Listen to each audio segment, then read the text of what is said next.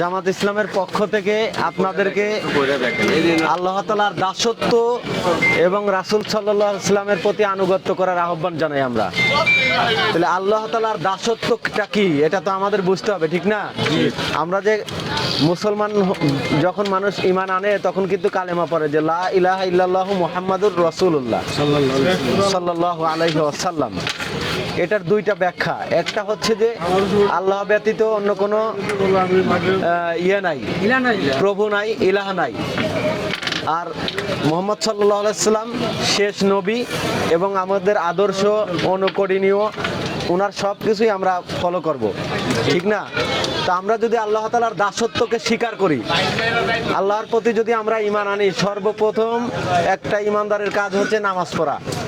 আল্লাহ তাআলা বলছে বিসমিল্লাহির রহমানির রহিম ওমা খলাকতুল জিন্না ওয়াল ইনসা ইল্লা লিয়াবুদুন, যে আমি জিন এবং মানব জাতিকে সৃষ্টি করছি শুধুমাত্র আমার গোলামি করার জন্য। তো আমরা এই ফরজ নামাজ পড়ব তো ইনশাআল্লাহ। আমরা দোয়া করি আল্লাহ তাআলা এই আপনাদের এই কথা যেন কবুল করেন। পাশাপাশি এই দেশ এবং সমাজ রাষ্ট্র আমরা কোরআনের আইন দিয়ে চালাতে চাই। বাংলাদেশ জামাত ইসলামী এই আইন বাস্তবায়ন করার জন্য একা একা করতে পারবে না।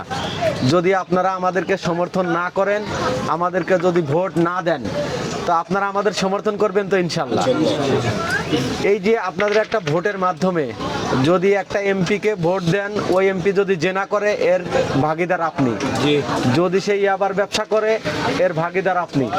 আপনি যদি কোনো আলেমকে ভোট দেন, সেজন্য দেশের জন্য যদি কিছু করে, ইসলামের জন্য যদি কিছু করে, এর ভাগীদারও আপনি হবেন ইনশাআল্লাহ। আল্লাহ পাক রব্বুল আলামিন আপনাদেরকে কবুল করুন।